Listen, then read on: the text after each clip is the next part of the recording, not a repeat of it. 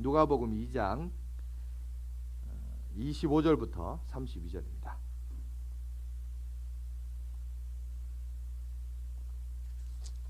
누가복음 우리 2장 25절부터 32절까지 말씀 보도록 하겠습니다. 신약성경 90쪽이 되겠습니다.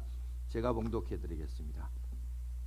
예루살렘에 시므온이라 하는 사람이 있으니 이 사람은 의롭고 경건하여 이스라엘의 위로를 기다리는 자라. 성령이 그 위에 계시더라. 그가 주의 그리스도를 보기 전에는 죽지 아니하리라는 하는 성령의 지시를 받았더니 성령의 감동으로 성전에 들어가매 마침 부모가 율법의 전례대로 하고자 하여 그 아기 예수를 데리고 오는지라.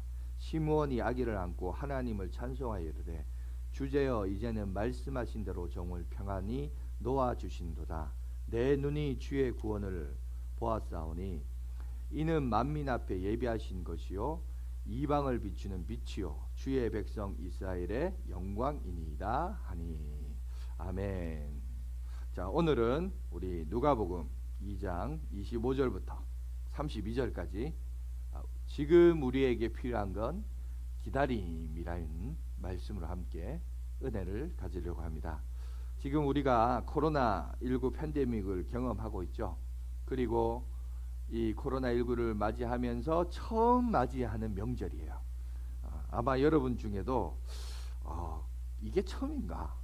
그거밖에 안 됐나? 이렇게 생각하는 사람들이 있을 겁니다. 생각보다 어떻게 보면 상당히 오랫동안 우리나라를 비롯하여 전 세계에 이 코로나19가 영향력을 입혔을 것이다 생각하지만 여러분 채 1년도 지금 안 됐습니다. 1년도 안 됐고 명절은 이번이 처음 우리가 맞이하는 시기입니다. 근데 왜 그럴까? 참 인생이 그런 것 같아요. 뭔가 우리에게 간절한 바람이 있고 또 고통과 역경의 시간이 있는 사람이 볼 때는 참 그 시간이 더디 가는 것 같아요.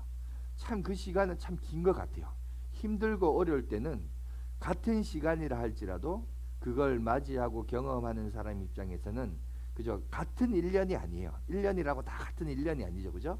엄청나게 길고 어려운 것 같습니다. 그런데 그런 기간에 있어서 정말 우리에게 있어서 정말 뜻밖의 정말 우리 중에 중요한 태도와 자세 중에 하나가 뭐냐? 그것은 바로 여러분 기다림이라는 거예요.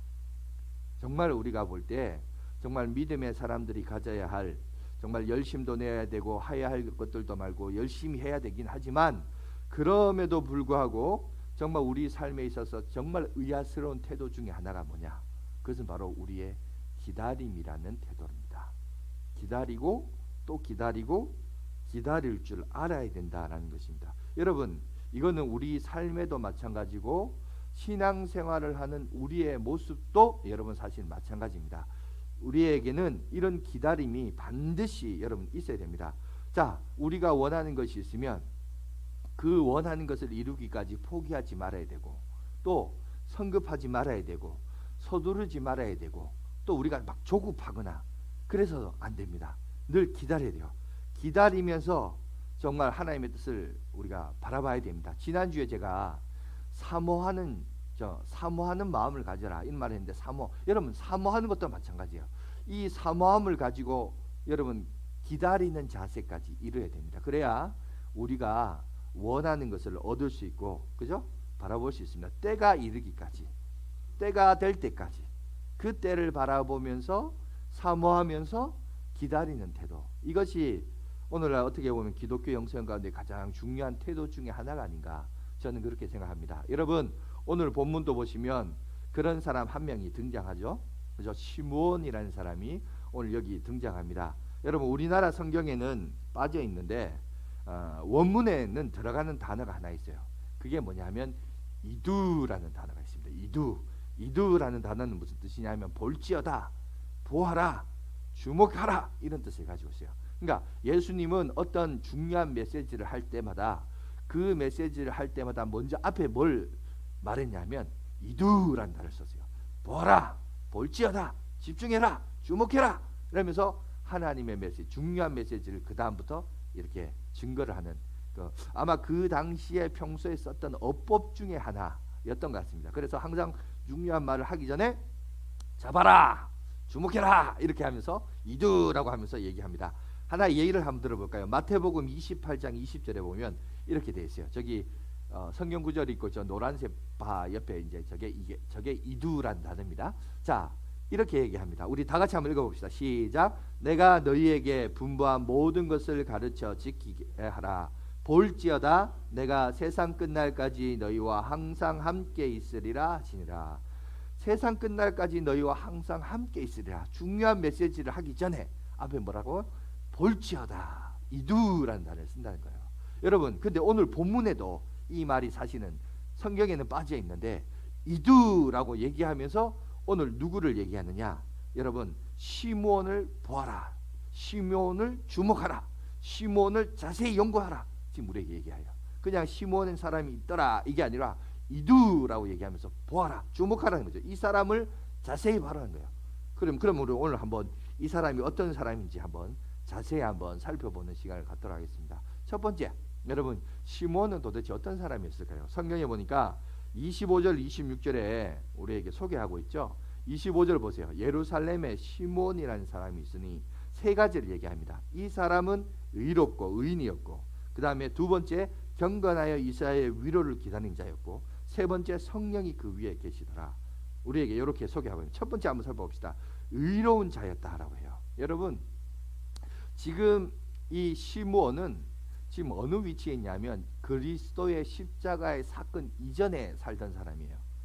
지금은 자, 의롭다라는 이 기준에 대해서 우리가 생각을 해볼 필요가 있는데, 이 의롭다 하는 것은 여러분, 우리가 인간이 어떻게 의로울 수 있습니까? 예수 그리스도의 구속의 은혜를 경험한 사람이, 그죠? 예수님을 영접한 사람이 하나님의 기준에서 의로운 사람이 될 수 있죠. 그런데 지금 시므온은 예수님의 십자가 사건 이전의 사람이에요. 그러면 저 사람이 의롭다고 성경은 저렇게 말하고 있으니까, 하나님도 명을 내렸으니까, 그럼 저 사람은 어떻게 의로울 수 있느냐?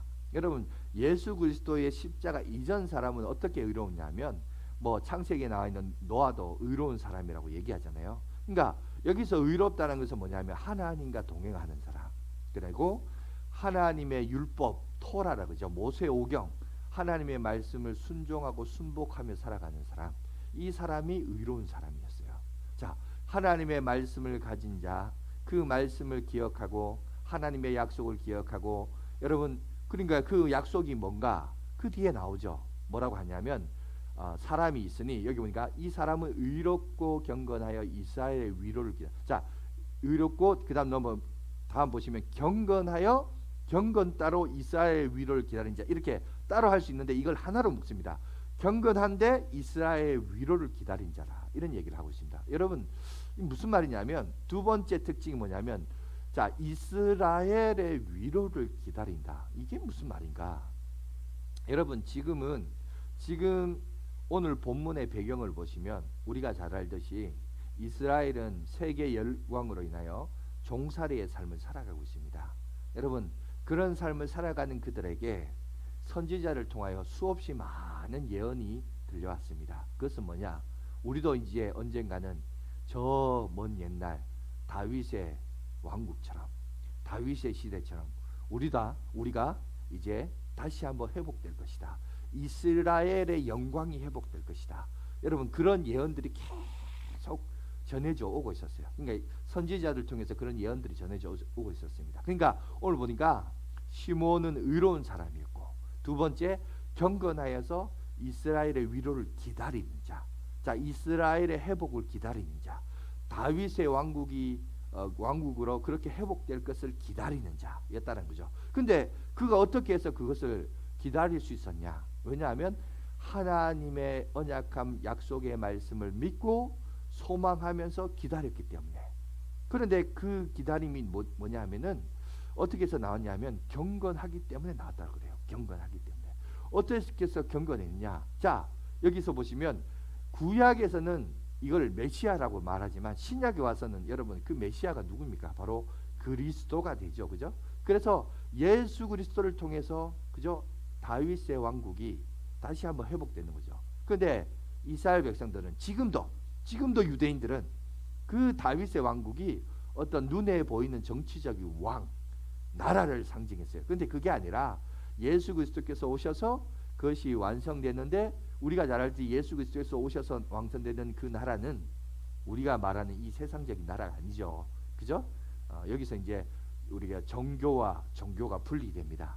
그리고 이것이 영적인 해석으로 분리됩니다. 그래서 오늘 우리들도 예배를 드리는 우리들도 다 사실은 이스라엘의 백성으로, 영적인 이스라엘 백성으로서 하나님 나라의 백성으로 들어가게 되는 거죠. 그걸 이제 우리에게 설명하고 있는 겁니다. 그래서 오늘 성경도 보면 시므온이 이제 그것을 경험한 거예요. 그죠? 이것을 경험했던 사람일 뿐만 아니라 세 번째는 뭐 보니까 성령이 그 위에 임했다. 25절에 그렇게 말하죠. 그죠?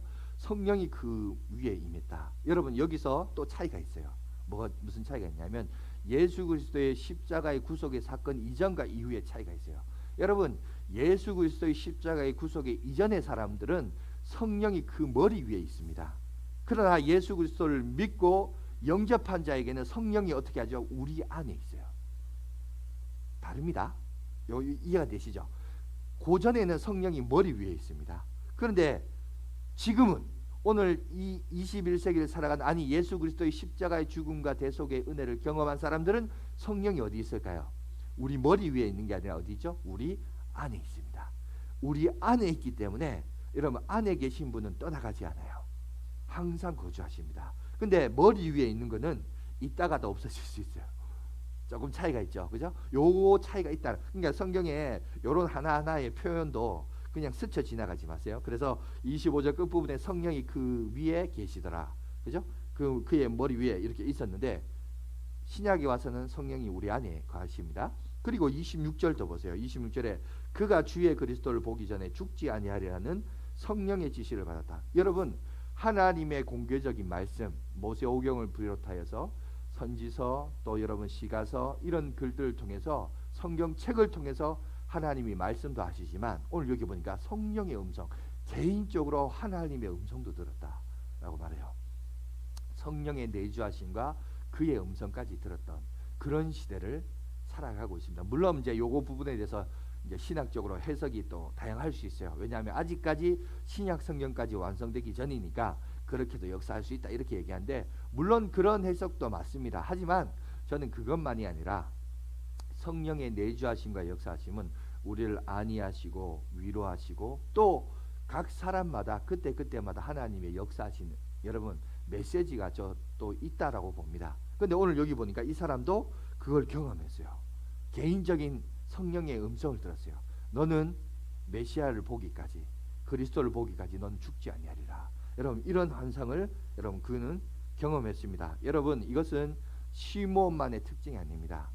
오늘 우리는 시므온은 성령이 그의 머리 위에 있었지만 오늘 예수 그리스도를 믿는 우리는 성령이 우리 안에 거주하세요.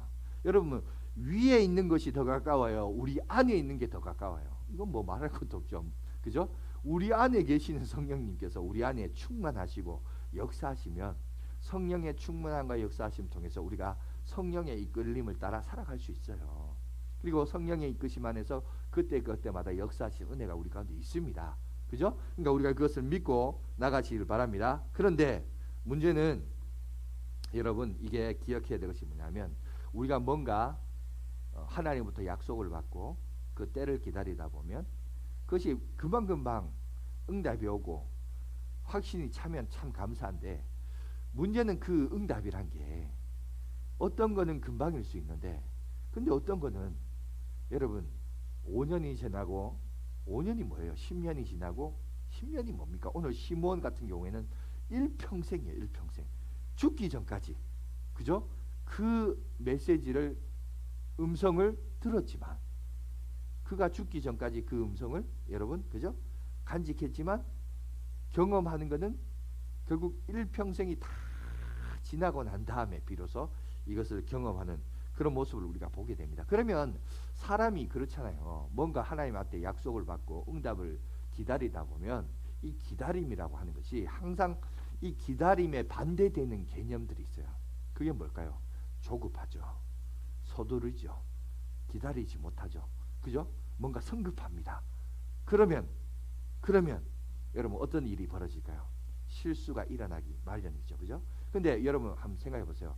조급하지 않고 인내하고 기다린다는 것은 결국 뭡니까? 하나님의 때에 하나님의 방법을 내가 신뢰한다라는 그 믿음이 그 사람 가운데 있기 때문에 그렇습니다. 여러분 여기 중요해요. 자, 우리가 기다린다라는 믿음의 영성을 갖는 이유는 하나님의 시간에 하나님의 방법으로 역사하심을 믿고 신뢰하기 때문에 그런 믿음의 태도와 여러분 신앙의 태도를 가지기 마련입니다. 자, 그런데 오늘 우리가 이걸 한번 생각해 봅시다.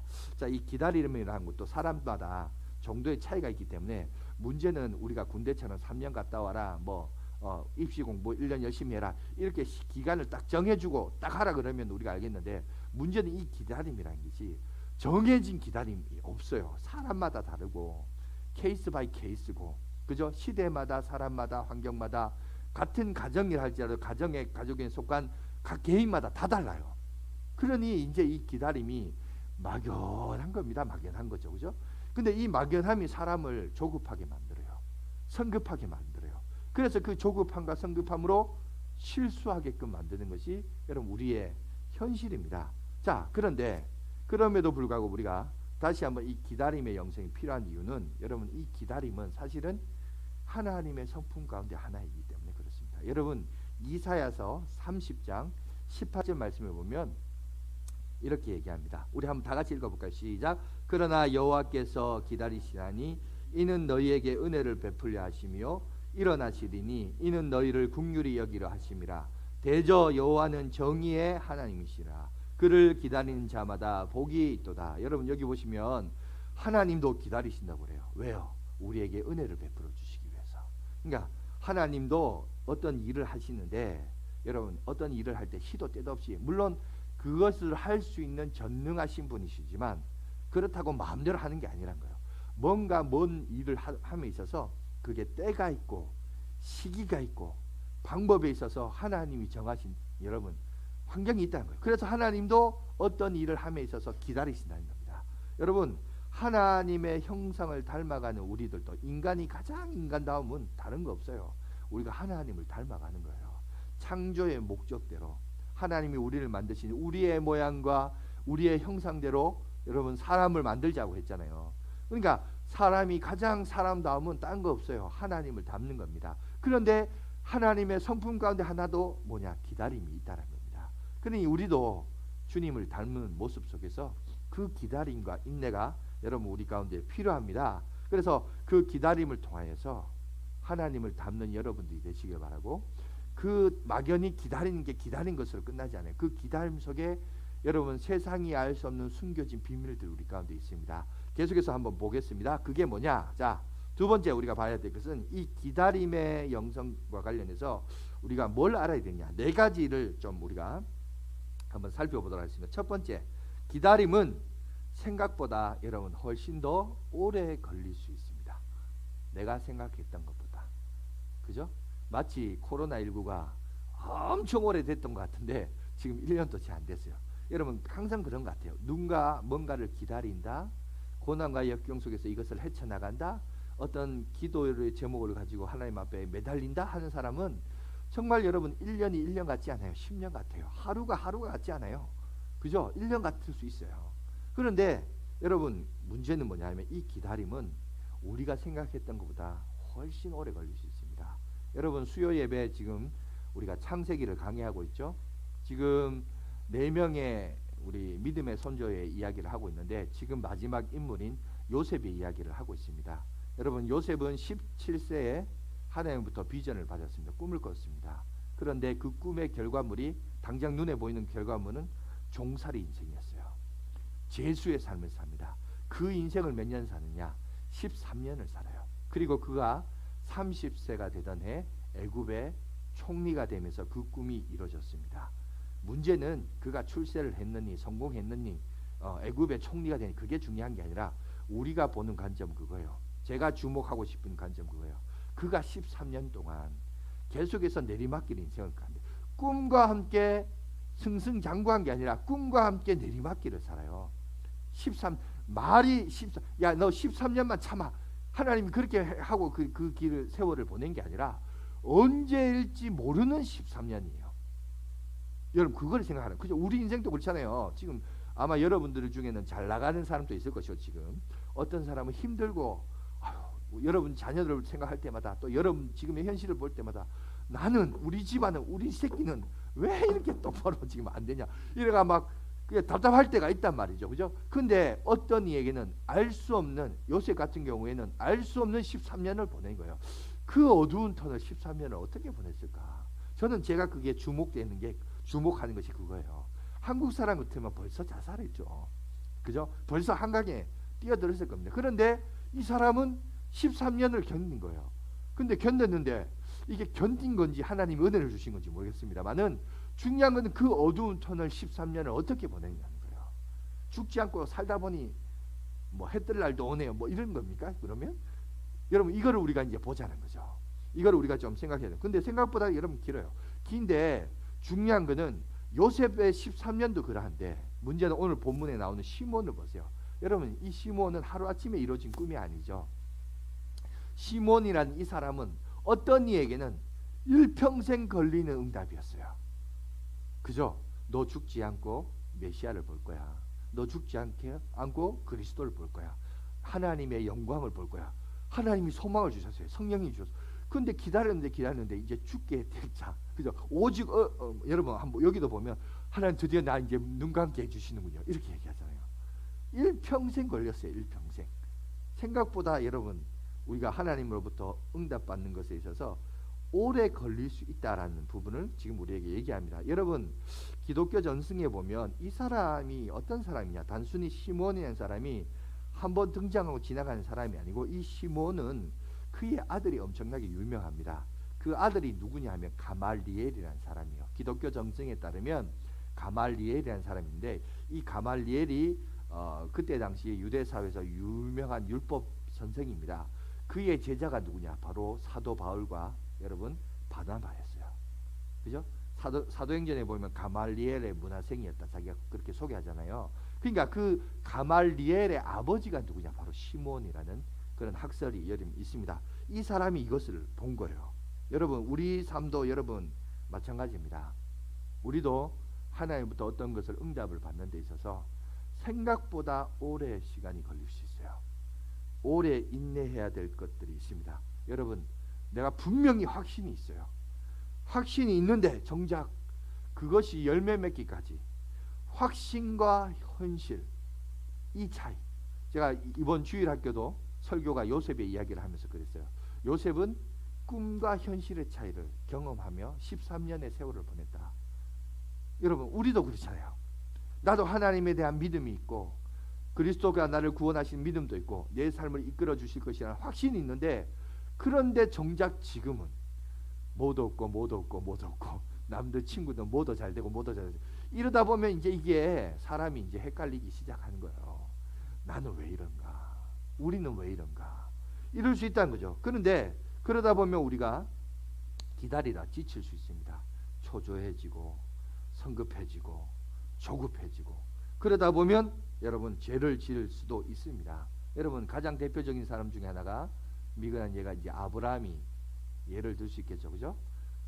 그가 자식이 없었죠. 그런데 자식을 달라고 기다리다가 방법이, 기다려도 안 오니까 어떻게 합니까? 편법을 하죠. 인간적인 방법을 합니다. 근데 중요한 것은 그거는 하나님이 원하셨던 방법이 아니었어요. 그래서 하나님이 기뻐하지 않았죠. 그러나 이런 실수를 저지른 그런 모습을 여러분 우리에게 볼 수 있습니다. 때와 방법을 우리가 기다릴 줄 알아야 돼요. 여러분, 체코의 작가 가운데 유명한 작가 있습니다. 프란츠 카프카라는 사람이 있는데, 이 사람이 이런 얘기를 했습니다. PPT 한번 보여주세요. 이 프란츠 카프카라는 사람이 우리에게 귀한 교훈을 우리에게 알려주는데, 인간에게 큰 죄가 두 가지 있으며 다른 죄도 모두 여기에서 나온다. 두 가지의 큰 죄가 있고, 이것이 근거로 해서 다른 죄도 다시 여기서 다 나온대요. 그게 뭐냐? 조급함과 게으름이 그것이다 라고 얘기해요. 여러분, 조급함과 게으름이 우리가 살아가는 모든 죄의 근원, 뿌리가 된다라고 얘기해요. 여러분, 그렇다면 우리도 한번 돌아봤으면 좋겠습니다. 하나님의 방법대로, 내 방법대로가 아니라 하나님의, 사람이 조급하니까, 조급하니 실수하고, 실수하니까 내 방법을 찾고 다른 방법을 찾고, 그러다 보면 어디까지 간다고요? 하나님의 뜻하고 다르게 행동하고 죄를 짓는 데까지 행동한다는 것을 얘기합니다. 이거를 잘 설명할 수 있는 비근한 예를 제가 성경에서 찾는다면 바로 그거는 이스라엘의 초대 왕이었던 사울을 우리가 들 수 있을 것 같아요. 여러분, 사울이 전쟁을 치르려고 준비 중에 있습니다. 그런데 소식이 전해옵니다. 사무엘이 내가 너희들 전쟁에 나가서 축복하고 기도하고 제사로서 하나님 앞에 영광 돌려서 승리를 거두도록 하겠다라고 이제 축복의 메시지를 내가 줄 테니까 기다려라. 이 노인 사무엘이 오기까지 기다리고 있습니다. 근데 기다린데 7일을 기다려도 오질 않아요. 오질 않자 사람들이 어떡하냐? 왜 제사를 안 드려? 왜 전쟁 안 치워? 이러다 보니까 사람들이 한 명씩 여러분 사울을 떠나가기 시작해요. 떠나가기 시작하면서 대적들은 바로 코앞에 다가온 거예요. 그러니 여러분, 왕의 입장에서 긴장이 되고 조급하지 않겠어요? 조급하니까 어떻게 되느냐? 그때부터 자기가 이제 주도하여서 제사를 드려요. 그런데 여러분, 왕은 그 당시 그런 권한이 없었어요. 제사는 제사장이 드려야 했어요. 그런데 자기가 다급하니까 어쩔 수 없이 이제 그 제사를 드립니다. 제사를 드리고 마칠 때쯤 되니까 사무엘이 도착한 거예요. 그죠? 그게 이제 성경에 나와 있습니다. 여러분 한번 살펴보겠습니다. 사무엘상 13장 8절. 거기 보면 사울은 사무엘이 정한 기한대로 1회 동안 기다렸으나 7일 동안 기다렸대요. 근데 안 와요. 사무엘이 길갈로 오지 아니하며 백성이 사울에게서 흩어진다. 자, 사람들이 자기 팀이 집중력이 사라져요. 그러면서 다 떠나가요. 그러니 얼마나 여러분 조급하겠어요. 조급하니까 자기가 일을 저질렀는데 이것을 이제 핑계 대면서 여러분 사무엘에게 얘기하지만 그 얘기를 다 듣고 있던 여러분 사무엘이 뭐라고 얘기하냐? 13절 14절 이렇게 얘기합니다. 한번 다음 거 보여주세요. 한번 다 같이 한번 읽어봅시다. 시작.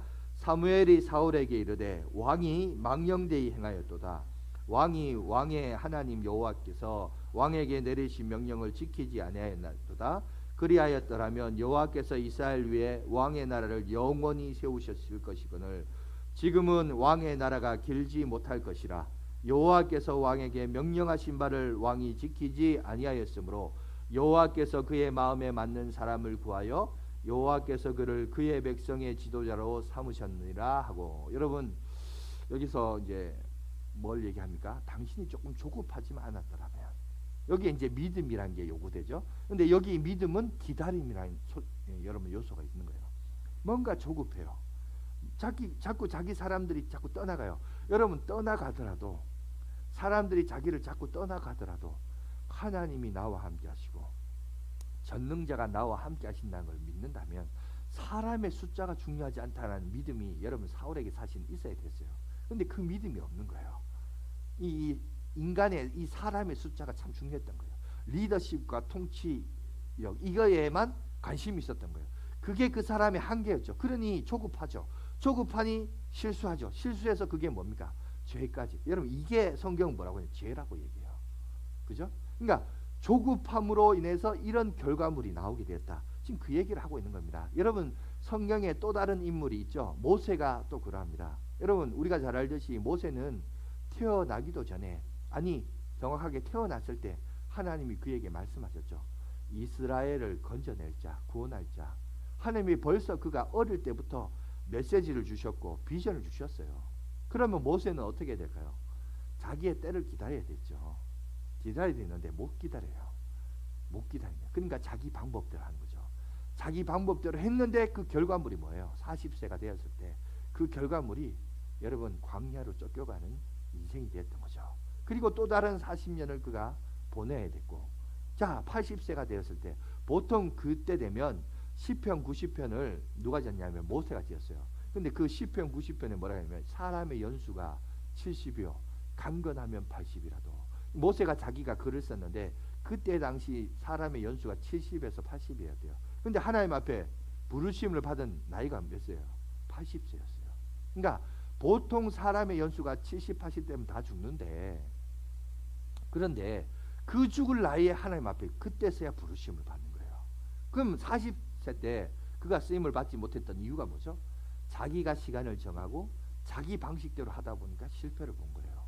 그러니까 우리가 믿음의 삶을 살아가는 성도들에게 있어서 정말 취해야 될 가장 좋은 기독교 영성은 뭐냐? 여러분 여기서 우리에게 보여주고 있죠. 기다려야 된다는 거예요. 기다리라는 거예요. 그러니까 우리도 하나님의 때를 바라보면서 기다릴 줄 아는 여러분 그런 믿음의 여러분 영성을 가지시기 바랍니다. 자, 이 기다림의 반대말이 뭐라고요? 조급함, 성급함. 그러니까 항상 내 속에 성급함이 있습니까? 왜 내 안에 평강이 없고 자꾸 성급하죠? 조급하죠? 여러분 그거는 기독교인들이 가져야 될 건강한 정서는 아니라는 것을 얘기합니다. 하나님이 내 삶 속에 역사하시고 하나님의 때와 방식대로 우리 삶을 이끌어 가실 것을 믿는다면 여러분 우리가 조급해하거나 성급하지 않고 인내하면서 기다릴 줄 알아야 됩니다. 이런 믿음이 있으시기를 간절히 바라겠습니다. 자, 두 번째. 그런데 뭐냐? 이것이 기다리는데 왜? 하나님의 때가 있음을 알고 우리가 기다려야 됩니다. 그냥 막연히 기다리는 게 아니라 하나님이 역사하실 때가 있다는 거예요. 하나님이 주도하실 때가 있다는 겁니다. 여러분 오래 걸릴지라도 하나님의 때는 반드시 옵니다. 하나님이 여러분 각 개인을 향한 비전과 소망을 갖고 계세요. 그런데 그것이 더디다 할지라도 하나님의 때는 반드시 옵니다. 그 때를 우리가 잘 알아야 돼요. 그 타이밍을 잘 알아야 돼요. 때가 차면 하나님이 역사하십니다. 믿습니까? 여러분 그래서 갈라디아서 4장 4절에 보면 이런 말씀이 있습니다. 다 같이 한번 읽어봅시다. 시작. 때가 차매 하나님이 그의 아들을 보내사 여자에게서 나게 하시고 율법 아래 나게 하신 것은 여러분 보시면 하나님은 자기 아들 독생자 예수 그리스도를 언제든지 보낼 수 있어서요. 그런데 언제든지 보낼 수 있지만 언제든지 보낸 게 아니라 때를 기다렸어요. 하나님이 정하신 때가 있다는 거예요. 그 때가 차면 하나님께서 역사하신다라고 말합니다. 뿐만 아니라 여러분 히브리서 4장 16절에도 보면 하나님이 우리에게 주시는 은혜조차도 마찬가지입니다. 16절 다 같이 읽어보겠습니다. 시작. 그러므로 우리는 긍휼하심을 받고 때를 따라 돕는 은혜를 얻기 위하여 은혜의 보좌 앞에 담대히 나갈 것이네. 여러분 우리들에게도 때가 있다는 거예요. 하나님이 우리에게 은혜를 베푸는데 그것도 그냥 아무 때나 주는 게 아니라 어떤 때가 있다는 거예요. 타이밍이 있다는 거죠. 그 때를 보라. 그래서 우리는 담대히 하나님 앞에 나가라. 계속해서 나가라. 이렇게 얘기합니다. 여러분 또 한 구절 더 봅시다. 갈라디아서 6장 9절. 예, 우리 한번 다 같이 읽어볼까요? 시작. 우리가 선을 행하되 낙심하지 말지니 포기하지 아니하면 때가 이름에 거두리라. 여러분 뭔가 거두는 것도 마찬가지예요. 때가 돼야 돼요. 때를 기다릴 줄 알아야 됩니다. 낙심하지 말라는 거예요. 조급해하지 마세요. 다 때가 있다는 겁니다. 낙심하지 말고 포기하지 말고 조급해하지 말고 때가 되면 하나님께서 우리 가운데 거두어 주신다. 지금 우리에게 분명하게 얘기하고 있습니다. 여러분 오늘 시므온도 보세요. 그 약속 붙들고 끝까지 갔어요. 여러분 항상 여러분 기다리다 지치면 여러분 어떤 한 인물을 보라. 시므온이라는 한 인물을 보세요. 이 사람은 죽기 일보 직전에 이거를 성취했어요. 어떤 인생은 하나님의 약속을 받았는데 그가 죽기 일보 직전에 이걸 경험한 사람도 있습니다. 그죠? 이런 인생도 있었던 거예요. 한평생을 기다렸는데 참 대단하죠. 제 같으면 여러분들도 아마 이 얘기를 들으면서 한번 여러분 한번 보세요. 여러분들이 그동안 기도했던 기도 제목들, 그 기도 제목들 가운데는 포기했던 것들 많을 거예요. 아니 기도해놓고 또 잊어버렸던 것들도 많을 거예요. 왜? 아닌갑다. 이건 아닌갑다. 그죠? 이렇게 생각하는 사람들이 참 많습니다. 그래서 그런 사람도 있는데 여러분 그때마다 이 인물을 생각하십시오. 시므온. 그래서 이두란 단어가 나와요. 보아라, 볼지어다, 집중해라. 이 인물을 좀 봐라는 거예요. 그러니까 우리가 왜 하나님이 약속이 더디지? 왜 안 되지? 그때마다 이 인물 시므온을 봐라. 주목해라. 이 사람은 죽기 일보 진짜까지 하나님의 약속을 기다렸던 거죠. 근데 그가 기다릴 수 있었던 것은 그가 경건하여서, 그죠? 경건하였기 때문에 하나님의 약속을 그가 끝까지 기다릴 수 있었다라고 오늘 우리에게 얘기하고 있습니다. 여러분 그렇다면 오늘 우리도 여러분 이 응답이 될 때까지 여러분 조급해하거나 성급해하지 마시고 기다리시기 바랍니다. 뭐든지 때가 있습니다. 때가 있는데 여러분 더치 슈이즈라는 목사님이 이런 얘기를 했습니다. 그가 책을 하나 썼는데 하나님의 타이밍을 포착하라라는 책을 썼어요. 근데 그 책에서 뭐라고 얘기하냐면 이분이 이런 얘기해요. 우리는 열심히 기도하고 노력하고도 결실을 맺지 못하는 삶에 너무 익숙해져 있다. 많은 성도들이 보니까 기도도 열심히 해요. 또 노력도 해요. 헌신도 해요. 열심히 봉사도 해요. 그런데 또 그 응답이 못 받자 쉽게 자포자기하고 그리고 그거에 너무 익숙해져 있어요. 그죠? 그래서 자기는 믿음이 없어서 그렇지. 아직 뭐 하나님이 나한테는 그걸 허락하지 않는갑다. 이렇게 하고 쉽게 포기하는 사람들. 포기할 뿐만 아니라 그런 삶이 너무 익숙하다는 거예요.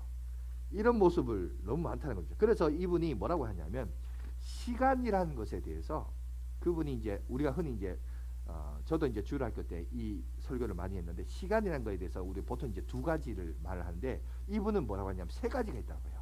세 종류의 시간이 있다고 얘기합니다. 그게 뭐냐면 첫 번째, 저기 PPT가 있죠. 시간에 대한 세 가지 해석인데 첫 번째 크로노스라는 게 물리적인 시간. 우리가 객관적 그냥 흘러가는 시간이 있다는 겁니다. 객관적으로 지금도 지금 11시 53분을 지나가고 있어요. 그러니까 모든 사람이 그냥 흘러보내는 시간. 이걸 우리가 흔히 크로노스라고 합니다. 크로노스 흘러보내는 시간이 있다는 겁니다. 그런데 어떤 사람에는 여러분 카이로스라는 시간이 있대요. 이거는 주관적인 시간이에요. 여러분 오늘 이 시간 11시 53분을 지나가고 있지만 어떤 사람은 그냥 흘러보내는 시간이지만 또 어떤 이는 이 자리에 나와서 또는 영상을 통해서 예배를 드리면서 이 예배가 내 인생에 의미 있는 시간이에요. 그죠? 의미를 주고 가치를 두는 시간이에요. 그래서 집중하고 의미 있는 시간을 갖습니다. 그런데 여러분 이 카이로스 주관적인 시간은 위기와 기회가 공존하는 시간이라고 그래요. 무슨 말이냐? 여러분 이 의미 있는 시간에 집중하고 주의 말씀을 듣지만 또 다른 한편으로는 졸음이 와요. 집중이 잘 안 돼요. 그죠? 이 말씀이 좀 재미가 있으면 좋은데 재미도 잘 없어. 그래서 자꾸 집중해야 되는데 집중이 안 되고 그래서 졸립니다. 그래서 위기가 오는 거죠. 그러니까 기회와 위기가 같이 오는 시간. 이게 이제 카이로스 시간이에요. 이게 같은 시간대라도 의미 없이 흘러보내는 물리적인 시간이 있는 반면에 어떤 이에게는 이 시간이 지금 11시 54분이 의미 있는 시간으로 보내는 사람이 있습니다. 그런데 보통 이제 요 두 가지를 얘기를 말하거든요. 크로노스와 카이로스를 얘기하는데 이분이 하나 더 말해요. 그게 뭐냐? 플레루라고 합니다. 플레루가 뭐냐? 열매를 맺고 완성하는 시간이 있다는 겁니다. 하나님이 그러니까 오늘 우리가 아까 봤던 그 갈라디아서 4장 4절처럼 때가 참에 하나님의 때가 되니까 그것이 열매를 거두는 그런 시간이 있다는 겁니다. 여러분 흘러가는 시간 속에서 의미 있고 가치 있는 귀의 시간을 만들면서 여러분 결국 주님의 때에 완성되는 시간이 있다는 거죠. 여러분 많은 사람들이 물리적인 시간에서 주관적인 시간에서 거기서 끝나버린다는 거예요. 그런데 플레루까지 가야 열매 맺는 시간까지 가야 된다는 이 결과물을 내는 시간 그리고 열매를 맺는 시간까지 가야 되는데 많은 사람들이 그 앞에까지만 가고 그리고 그런 삶에 익숙해 있다는 거예요. 그런데 인내하고 기다리는 겁니다. 아까 제가 얘기했지만 여러분 우리도 또 우리 삶을 돌아봤을 때 여러분들이 포기하고 여러분들도 쉽게 잊어버렸던 기도 제목들 있죠. 그죠? 어떤 거는요. 맞아요. 어떤 거는 기도하자마자 응답받는 것도 있어요. 그런데 어떤 거는 5년, 10년 아니 여러분 어떤 거는 내가 죽기 전까지 아니요. 심지어 죽은 후에 왜냐하면 우리가 응답이라고 하는 것이 꽃이 피고 열매를 맺어야 되는데 꽃이 지기까지 그 열매가 맺지 않을 수 있어요. 여러분 그거 아세요? 열매를 맺으려면 꽃이 져야 돼요. 그죠? 여러분 가장 대표적인 게 아브라함이 그 예를 들 수 있겠죠. 여러분 아브라함이 약속의 땅을 유업을 받았습니다. 그러나 그 땅에 나그네 인생을 살았어요. 그러나 그의 후손이 그 땅의 주인으로 살잖아요. 근데 그게 언제입니까? 여러분 여호수아를 통해서 그 땅을 정복하고 차지하면서 그것이 시작이 됐습니다. 그런데 그 땅을 약속의 땅을 완성하기까지는 언제 완성되는지 아세요? 그게 바로 다윗과 그 다음에 다윗도 아니에요. 다윗도 영토 확장을 했지만 나중에 솔로몬 때 가서야 아브라함의 약속이 다 완성이 돼요.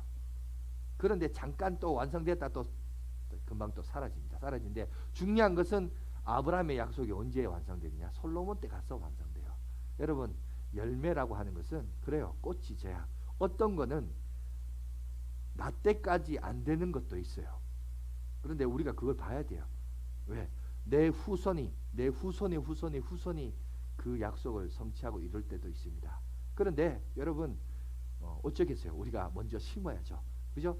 누군가는 심어야 돼요. 우리 양화진 교회도 저는 마찬가지라고 봅니다. 우리 양화진 교회는 어제보다는 오늘이 좋고 오늘보다는 내일이 좋고, 그죠? 믿습니까? 아멘입니까? 그죠? 그렇게 되려면 이것이 당대 우리 세대에도 이루어질 수 있지만 우리 세대로만 끝나는 것이 아니라 주님이 오시는 그날까지 우리 양화진 교회가 더욱더 번창하고 잘 되기 위해서 우리는 오늘 또 계속 심고 또 심고 심어야 됩니다. 심어서 언젠가 그걸 거두기까지, 그죠? 그런 수고들이 우리가 있어야 됩니다. 그런 열매, 그 플레루의 여러분 믿음을 가지고 살아가는 저와 여러분이 됐으면 좋겠습니다. 자, 세 번째, 시간이 조금 많이 지났는데 빨리 할게요.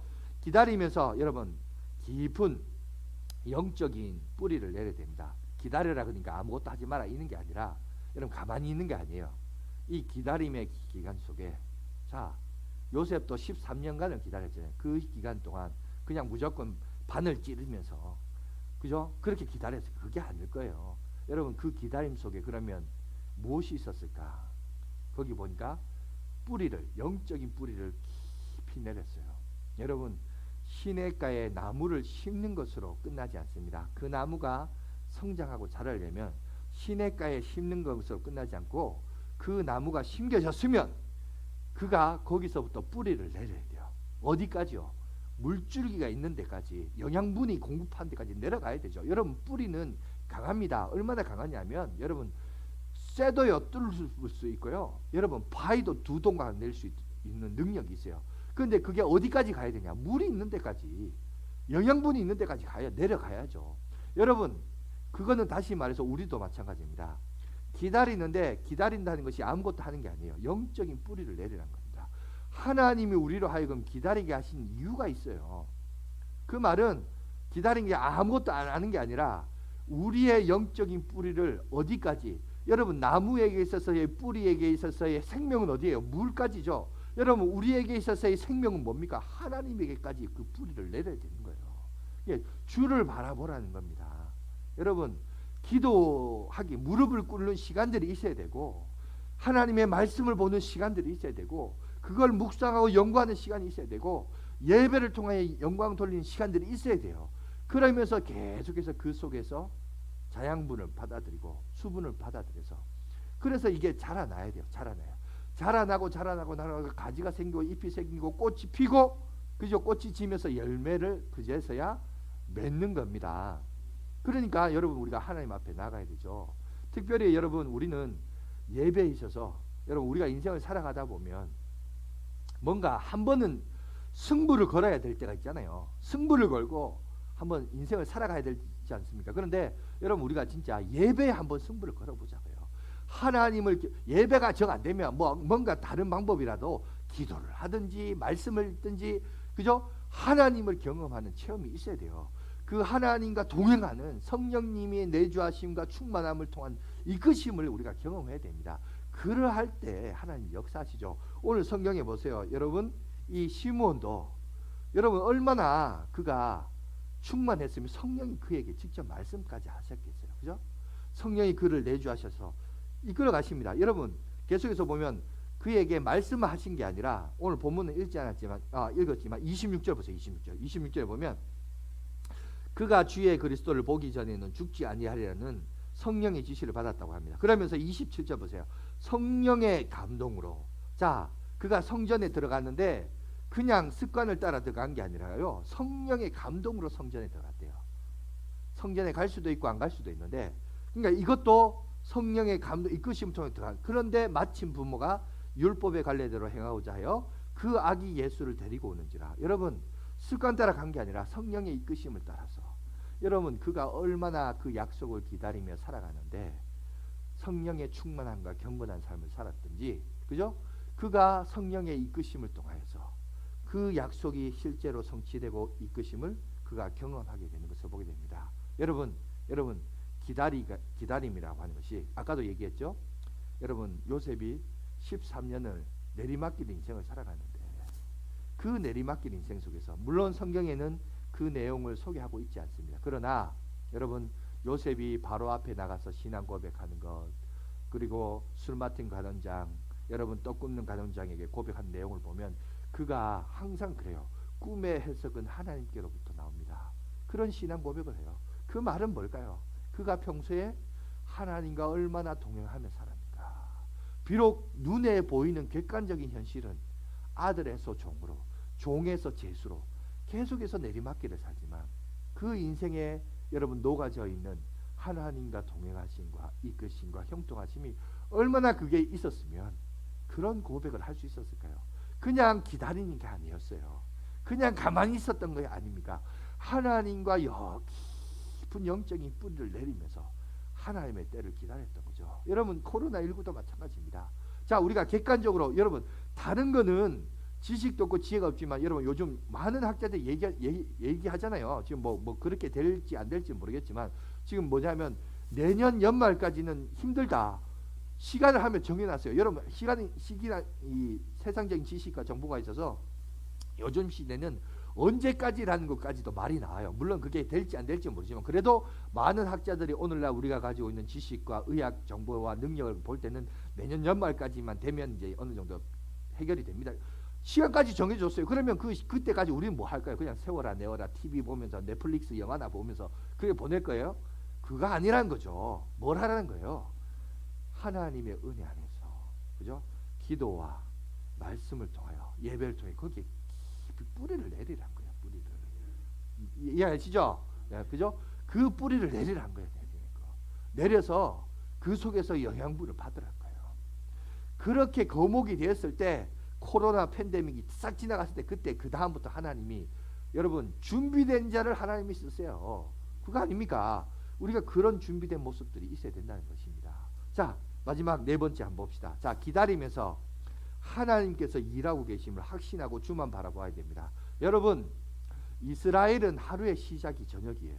참 신기해요. 저녁이 되며 아침이 되니 이런 첫째 날이라. 그게 하루의 시작이 저녁입니다. 우리는 아침부터 저녁까지 이렇게 되는데, 그죠? 근데 인본주의가 아침부터 저녁. 왜? 우리가 일어나서 일하고 호흡하고 의식이 있는 시간이 그 시간이고, 그죠? 잠은 우리가 의식이 없는 시간이고 쉬긴 쉬어야 되니까. 근데 여러분 그거 아십니까? 이스라엘 백성들은 왜 저녁부터 그리고 아침까지 왜 저녁이 하루의 시작점이냐? 왜냐하면 이겁니다. 우리가 잠을 보낸 이유는 인간이 잠을 자니까 아무것도 안 하기 때문에. 인간이 아무것도 안 한다는 말이 무슨 말이냐면 인간이 아무것도 안 하지만 누가 일하죠? 하나님은 일하신다는 거예요.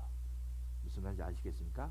우리가 가만히 있는 이유는 여러분 시몬이 가만히 기다렸던 이유는 하나님께서 메시아를 준비하고 계시는 기간이었고 하나님이 일하신다는 거예요.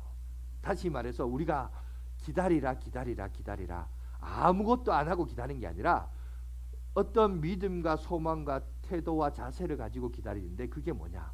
하나님이 내 인생 가운데 역사하시고 일하고 계신다는 그 믿음을 가지고 기다리라는 거예요. 믿습니까? 여러분 하나님이 내 삶을 인도하실 것이고 하나님이 역사하신다는 그 믿음을 가지고 기다리는 태도, 이게 중요하다는 거예요. 그 얘기를 지금 하는 겁니다. 오늘 시므온도 기다렸더니 메시아를 준비하신 하나님의 일을 그가 경험하게 되는 것을 보게 됩니다. 여러분 나는 지금 안 보여요. 지금은 흑암같이 깜깜해요. 앞이 안 보여. 그러나 이 깜깜한 밤에 누구는 일하신다? 하나님은 일하시는 거예요. 나는 아무것도 할 수 없어요. 그런데 하나님은 일하고 계신다는 거예요. 이 믿음을 여러분 가지라는 겁니다. 그렇기 때문에 여러분 이게 이 믿음을 가진 자가 여러분 불안할까요? 초조할까요? 다급할까요? 아니죠. 오히려 설레고 기대감이 있죠. 그죠? 그러니까 오히려 요셉은 13년의 그 어두운 세월을 어떻게 보냈을까? 제가 늘 이제 강해를 하다 보니까 늘 이제 그 인물에 대해서 묵상을 하다 보니까 늘 제가 그 생각을 하고 있어요. 이 사람은 이 세월을 어떻게 보냈을까? 분명히 21세기 요셉이고 한국 사람이면 자살 충동 엄청 많이 받았을 텐데 도대체 이 사람은 어떻게 이게 가능했을까? 근데 거기 보면 그가 하나님이 내 속에서 역사하고 일하신다는 기대감이 있었던 거예요. 여러분 우리도 그래야 되는 거예요. 우리도 지금은 보면 지금 현실은 캄캄해요. 자식 보면 답답해요. 그런데 여러분 하나님이 우리 가정에 우리 삶 가운데 우리 자녀들의 앞길에 일하고 계시고 인도해 주시고, 아멘 할 때까지 할까요? 여러분 붙들어 주시고, 역사해 주시고, 여러분 충만케 해 주시고, 여러분 붙들어 주실 줄 믿습니다. 여러분 그런 믿음을 가져야 되죠. 그러면 우리가 조급하지 않아요. 성급하지 않아요. 조급함과 성급함으로, 게으름으로 죄가 온다잖아요. 이 두 가지 원리에서 모든 죄가 양성되었다. 여러분 우리의 마음이 조급하지 않고 하나님을 향한 여러분 이런 신뢰와 믿음을 바탕으로 나가야 될 줄 믿습니다. 오늘 여기 보니까 시므온도 그런 믿음의 태도를 경험합니다. 그러자 자 메시아를 보죠. 메시아를 보면서 탐복하면서 감탄합니다. 30절, 31절, 32절 여러분 성경을 한번 보세요. 거기 보니까 한번 다 같이 읽어봅시다. 그의 고백을 30절부터 32절까지 읽습니다. 시작. 내 눈이 주의 구원을 보았사오니 이는 만민 앞에 예비하신 것이요 이방을 비추는 빛이요 주의 백성 이스라엘의 영광이니이다 하니, 여러분 여기 보니까 이스라엘의 영광을 그가 찬양하고 있습니다. 그가 이스라엘의 회복을 기다렸던, 경건하여 그 회복을 기다렸던데, 여러분 그 경건의 회복을 오늘 그가 노년에 비로소 경험하고 체험하는 것을 보게 됩니다. 자 이제 말씀을 마무리하겠습니다. 여러분 우리도 우리에게 하나님이 내게 주신 꿈과 비전이 있습니다. 기도의 제목들이 있습니다. 그런데 어느덧 우리도 응답받지 못한 것에 대해서 익숙해서, 너무나 익숙해서, 그죠? 그래서 그냥 포기하고 지나쳐 버렸던 것들 다시 한번 우리가 한번 끄집어내야 됩니다. 끄집어내서 소망을 가지시고, 그러면서 한 인물을 생각하십시오. 주목하여 보십시오. 그 사람 누구냐? 시므온을 보라는 거예요. 이 사람은 일평생을 기다렸다. 죽기 전까지 기다렸다. 그리고 그것을 응답받았다고 합니다. 여러분 우리도 어쩌면 그냥 금방금방 응답받아야 할 기도 제목도 있지만 우리가 일평생을 놓고 기도해야 될 기도의 제목들이 있을 줄 믿습니다. 여러분 소망을 가지시고 기대를 하시면서 하나님이 내 삶 가운데 역사하시고 인도하신다. 하나님이 내 삶 속에서 인도하시고 일하고 계신다. 여러분 이런 믿음을 가지고, 여러분 확신을 가지고 살아가시고, 성급함과 조급함 때문에 실수하지 마시고, 그죠? 하나님을 인내하고 기다리고 기다리는 믿음의 삶을 살아가는 저와 여러분들이 되시길 간절히 바라겠습니다. 기도하겠습니다.